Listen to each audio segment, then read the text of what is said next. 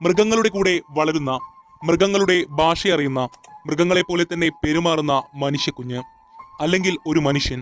Mowgli എന്ന ആശയം Rudyard Kipling എന്ന ഇംഗ്ലീഷ് എഴുത്തുകാരന്റെ തലയിൽ എങ്ങനെ ഉദിച്ചു? പലർക്കും അറിയാത്ത, കേട്ടാലത്ര പെട്ടെന്ന് വിശ്വസിക്കാൻ പറ്റാത്ത ഒരു കാര്യമുണ്ട്. മൗഗ്ലിയെപ്പോലെ അനേകം കുട്ടികൾ ലോകത്ത് ജീവിച്ചിരുന്നിട്ടുണ്ട്. വന്യജീവികൾക്കൊപ്പം അവരിൽ ഒരാളായി വസിച്ചവർ, പച്ചമാംസം കഴിച്ചവർ, കയ്യും കാലും ഉപയോഗിച്ച് 4 കാലിലായി നടന്നവർ. ഇന്ത്യയുടെ മണ്ണിൽ ജീവിച്ചിരുന്ന ഇത്തരം വന്യരായ കുട്ടികളുടെ യഥാർത്ഥ കഥകൾ കേട്ടതിൽ നിന്നാണ് കിപ്ലിങ്ങിന് ജംഗിൾ ബുക്ക് എന്ന ആശയം ലഭിക്കുന്നത്. ലോകമറിഞ്ഞ ഏറ്റവും പ്രസിദ്ധമായ ഒരു ഫെറൽ സംഭവമാണ് ഉത്തരേന്ത്യയിലെ മിഡ്നാപൂരിലേത്. 1920 ജോസഫ് അമൃതോലാൽ സിംഗ് എന്ന മിഡ്നാപൂരിലെ അനാഥാലയത്തിന്റെ പ്രവർത്തകന് കാടിനടുത്തുള്ള ഗ്രാമവാസികൾ ചെകുത്താനോട് സാദൃശ്യമുള്ള 2 രൂപങ്ങളെ കണ്ടതായി വിവരം കൊടുക്കുന്നു. രാത്രികാലങ്ങളിൽ ഈ രൂപങ്ങൾ ചെന്നായ്ക്കളുടെ അകമ്പടിയായി സഞ്ചരിക്കുന്നു. പൂർണ്ണചന്ദ്രനെ നോക്കിക്കൊണ്ട് ആകാശത്തേക്ക് ചെന്നായ്ക്കളോടൊന്നിച്ച് ഓരിയിടുന്നു. ഇവരുടെ കണ്ണുകൾ ഇരുട്ടത്ത് തിളങ്ങിയിരുന്നു. കാട്ടുതീ പോലെ പടർന്ന കഥകൾ അമൃതോലാൽ സിംഗ് എന്ന വ്യക്തിയും അറിഞ്ഞു. അദ്ദേഹത്തിൽ ഇത് ആകാംക്ഷയും കൗതുകവും ഉണ്ടാക്കി. സത്യാവസ്ഥ അറിയണമെന്ന് ഉറച്ച തീരുമാനത്തോടെ സിംഗ് ആദ്യം ഈ ചെന്നായ്ക്കളുടെ ഗുഹ അന്വേഷിച്ച് കണ്ടെത്തി. ഏകദേശം 10 അടി ഉയരം വരുന്ന ഒരു പഴയ ചിതൽപുറ്റിനാൽ നിർമ്മിതമായ ഒരു ഗുഹ. തൊട്ടടുത്ത മരത്തിൽ ഇദ്ദേഹം താവളമടിച്ചു. നോക്കണേ സിംഗിന്റെ ധൈര്യം. നാം സംസാരിക്കാൻ പോകുന്ന വിഷയം ഇന്റർനെറ്റിൽ തന്നെ പലയിടത്തും പ്രസിദ്ധീകരിച്ചിട്ടുണ്ട്. സന്ധ്യമയങ്ങി ചന്ദ്രൻ ഉദിച്ചപ്പോൾ നായാട്ടിനായി ചെന്നായ്ക്കൾ ഓരോന്നോരോന്നായി പുറത്തേക്ക് ഇറങ്ങാൻ തുടങ്ങി. ആ ചെന്നായ്ക്കളുടെ കൂടെ ഇരുളിന്റെ വിശാലതയെ ഗ്രാണിച്ചുകൊണ്ട് പുറത്തേക്ക് ഇറങ്ങി വന്ന 2 രൂപങ്ങളും ഉണ്ടായിരുന്നു. കൂനിയ ഭയാനകമായ രൂപങ്ങൾ. അവയെപ്പറ്റി സിംഗ് എഴുതുന്നത് ഇങ്ങനെയാണ്: ഭയാനകമായിരുന്നു അവരുടെ രൂപങ്ങൾ. കൈകാലുകളും ഉടലുമൊക്കെ മനുഷ്യരുടേതുപോലെ തന്നെ. തലയുടെ സ്ഥാനത്ത് വലിയൊരു പന്ത് പോലെയൊന്ന്. അതവരുടെ ചുമലിനെയും നെഞ്ചിനെയും ഒക്കെ ആവരണം ചെയ്തിരിക്കുന്നു. അവരുടെ കണ്ണുകൾ ഇരുട്ടിൽ വെട്ടിത്തിളങ്ങിയിരുന്നു. ഒരു മനുഷ്യനായിട്ടും അവരുടെ സ്വഭാവ രീതികൾക്ക് സാമ്യമുണ്ടായിരുന്നില്ല. 4 കാലിൽ ചെന്നായ്ക്കളെ പോലെ തന്നെയായിരുന്നു അവർ നടന്നിരുന്നത്. കൂടുതൽ നിരീക്ഷിച്ചപ്പോൾ സിംഗിന് ഈ രൂപങ്ങൾ മനുഷ്യക്കുട്ടികൾ തന്നെയാണെന്ന് മനസ്സിലായി. 8 വയസ്സും ഒരു 1.5 വയസ്സും പ്രായം തോന്നിക്കുന്ന 2 പെൺകുട്ടികൾ. ഈ പെൺകുട്ടികൾക്ക് മനുഷ്യരുടേതായ യാതൊരു ഭാവവുമില്ലായിരുന്നു. ഒരു ചെന്നായ മനുഷ്യരൂപത്തിൽ ജനിച്ചാൽ എങ്ങനെയാണോ അതേ സ്വഭാവ രീതികളായിരുന്നു അവരുടേത്. എന്നു മാത്രമല്ല, കൂട്ടത്തിലുള്ള യഥാർത്ഥ ചെന്നായ് കുട്ടികളെക്കാൾ അക്രമകാരികളായിരുന്നു അവർ എന്നതാണ് കൗതുകകരം.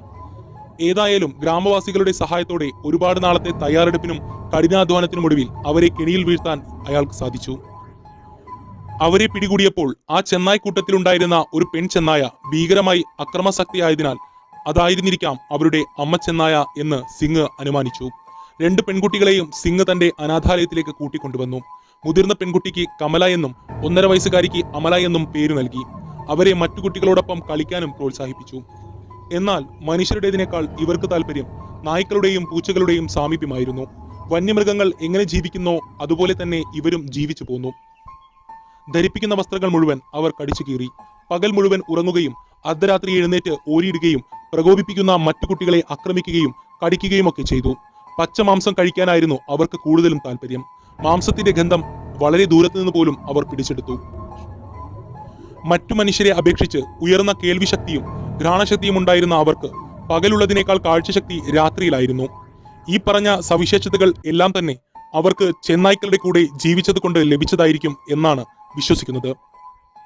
എന്നാൽ മനുഷ്യരുടെ ശബ്ദം ഇവർക്ക് തിരിച്ചറിയാൻ കഴിഞ്ഞിരുന്നില്ല. നേരെ നിൽക്കാനോ കാലൊന്ന് നിവർത്താനോ കഴിയാത്ത ഇവർ പക്ഷേ അണ്ണാനെ പോലെ വേഗതയുള്ളവരായിരുന്നു എന്നാണ് പറയപ്പെടുന്നത്. ഇവരെ മറികടക്കുക അസാധ്യമായിരുന്നു അത്രേ. ഒരിക്കൽ അനാഥാലയത്തിലെ ഒരു കോഴിക്കുഞ്ഞിനെ കമല പച്ചയ്ക്ക് കടിച്ചു കീറി തിന്നുകയുണ്ടായിരുന്നുവെന്ന് സിംഗ് എഴുതുന്നു. ഒരിക്കൽ പോലും ചിരിക്കുകയോ കരയുകയോ ചെയ്യാത്ത അവരുടെ മുഖത്ത് ആകെ വിരിഞ്ഞ മനുഷ്യഭാവം ഭയം എന്നത് മാത്രമായിരുന്നു. അനേക വർഷങ്ങൾ കൊണ്ട് നേടിയെടുത്ത ചെന്നായ സ്വഭാവം സ്വമേധയാ ഉണ്ടാവേണ്ട മനുഷ്യഭാവങ്ങളെ എങ്ങനെയോ തടഞ്ഞു നിർത്തിയിരുന്നിരിക്കണം. ഒരു മനുഷ്യന്റെ ആദ്യത്തെ 7 വയസ്സ് വരെയുള്ള കാലഘട്ടത്തിലാണ് അവൻ ഭാഷ അടക്കമുള്ള മനുഷ്യർക്ക് വേണ്ട എല്ലാ കാര്യങ്ങളും പഠിച്ചെടുക്കുന്നത്. ചെറുപ്പം മുതലേ ചെന്നായ്ക്കളുടെ കൂടെ ജീവിച്ചതിനാൽ കമലയ്ക്കും അമലയ്ക്കും മനുഷ്യരുടെ യാതൊരു ഗുണവും ലഭിച്ചിട്ടില്ല. ഇതുകൊണ്ടൊന്നും മനമെടുക്കാതെ സിംഗ് അവരെ മനുഷ്യരീതികൾ പഠിപ്പിക്കാൻ ശ്രമിച്ചുകൊണ്ടിരുന്നു. എന്നാൽ അമല 1921 വിവിധ രോഗങ്ങളാൽ മരണമടഞ്ഞു. അമലയുടെ ശരീരത്തിന്റെ സമീപത്തു നിന്ന് മാറാൻ കൂട്ടാക്കാതിരുന്ന കമലയെ സിംഗിന് ബലം പ്രയോഗിച്ച് നീക്കേണ്ടി വന്നു. മനുഷ്യരോടുള്ള പേടി മാറിയും അനാഥാലയത്തിലെ ചുറ്റുപാടുകളോട് ഇണങ്ങിയും തുടങ്ങിയിരുന്ന കമലയ്ക്ക് താങ്ങാൻ കഴിയാത്ത ആഘാതമായിരുന്നു അമലയുടെ മരണം. വൈകാതെ കമലയും മരിക്കുമെന്ന് സിംഗ് ഭയപ്പെട്ടു. എന്നാൽ അദ്ദേഹത്തിന്റെ ഭാര്യയുടെ സ്നേഹപൂർണമായ പരിചരണം കമലയെ ജീവിതത്തിലേക്ക് മടക്കി കൊണ്ടുവന്നു. അമലയുടെ അഭാവത്തിൽ കമല അവരോട് വല്ലാത്തൊരു ആത്മബന്ധം സ്ഥാപിച്ചെടുത്തു. സാവധാനം അവരുടെ സ്നേഹവും വാത്സല്യവും ആസ്വദിക്കാൻ തുടങ്ങി. കമല പതിയെ മനുഷ്യ സ്വഭാവങ്ങൾ ആർജിച്ചു കൊണ്ടിരുന്നു. 5 വർഷത്തെ മനുഷ്യ സഹവാസം ഭൗതികപരമായ ധാരാളം പുരോഗതികൾ കമലയിൽ ഉണ്ടാക്കി എന്ന് വേണം പറയാൻ. നിറങ്ങളുടെ ആശയം അവൾ മനസ്സിലാക്കി. മറ്റു കുട്ടികളുടെ പേരുകൾ തിരിച്ചറിയാൻ പഠിച്ചു. പാത്രത്തിൽ നിന്നും മൃഗങ്ങളെപ്പോലെ നക്കിക്കഴിച്ചിരുന്ന അവൾ മനുഷ്യരുടെ രീതിയിൽ കഴിക്കുവാൻ തുടങ്ങി. അവളുടെ പാത്രത്തിൽ നിന്ന് മാത്രമേ അവൾ ആഹാരം കഴിച്ചിരുന്നുള്ളൂ. അവളുടെ ഗ്ലാസ് അവൾ തിരിച്ചറിയാനും പഠിച്ചു. ആ ഇടയ്ക്ക് അനാഥാലയം സന്ദർശിച്ച ഒരു ബിഷപ്പ് ഭാഷാപരമായി കമല നേടിയ പുരോഗതിയെപ്പറ്റി പറയുകയുണ്ടായി. കമലയെ ഞാൻ കാണുമ്പോഴേക്കും അവൾ 30ഓളം വാക്കുകൾ വ്യക്തമായി പറയാൻ പഠിച്ചിരുന്നു. ഒരു വസ്തു കാണിച്ച് അത് എന്താണെന്ന് ചോദിച്ചാൽ അവൾ പറയും. പക്ഷേ അവൾക്ക് പെട്ടെന്ന് വാക്കുകൾ ഒന്നൊന്നായി പറയാൻ കഴിഞ്ഞിരുന്നില്ല. എന്നിരുന്നാൽ തന്നെയും 2 വർഷത്തിന് ശേഷം ഞാൻ വീണ്ടും അവളെ കാണുമ്പോൾ പുതിയ കുറെ വാക്കുകൾ കൂടി അവൾ പഠിച്ചിരുന്നു. കമലയുടെയും സിംഗിന്റെയും കഥ ലോകമെമ്പാടുമുള്ള സമൂഹം അത്ഭുതത്തോടെയാണ് കേട്ടത്. 1928 ന്യൂയോർക്കിലെ ഫിസിയോളജിക്കൽ സൊസൈറ്റി സിംഗിനെയും കമലയെയും ന്യൂയോർക്ക് സന്ദർശിക്കാൻ ക്ഷണിക്കുകയുണ്ടായി. സിംഗ് സ്നേഹപൂർവ്വം ആ ക്ഷണം നിരസിച്ചു. എന്നാൽ ഇവിടുത്തെ അന്തരീക്ഷത്തോട് പൊരുത്തപ്പെടാൻ സാധിക്കാത്തത് കൊണ്ടോ മറ്റോ കമലയുടെ ആരോഗ്യസ്ഥിതി നാൾക്കുനാൾ വഷളായിക്കൊണ്ടിരിക്കുകയായിരുന്നു. 1 വർഷം കഴിഞ്ഞ് ഒരു നവംബർ പ്രഭാതത്തിൽ അപ്രതീക്ഷിതമായി കമല തന്റെ 9 വർഷത്തെ മനുഷ്യ സഹവാസം അവസാനിപ്പിച്ച് യാത്രയായി. അപ്പോൾ 17 വയസ്സ് മാത്രമായിരുന്നു അവളുടെ പ്രായം. വീഡിയോ ഇഷ്ടമായാൽ ലൈക്ക് ചെയ്യാനും മറിച്ചാണെങ്കിൽ ഡിസ്ലൈക്ക് ചെയ്യാനും മടിക്കരുത്. മറ്റുള്ളവരിലേക്ക് എത്തിക്കാനായി വീഡിയോ ഷെയർ ചെയ്യുക. ഇത്രയും പറഞ്ഞുകൊണ്ട് ഇന്നത്തേക്ക് വിടാം.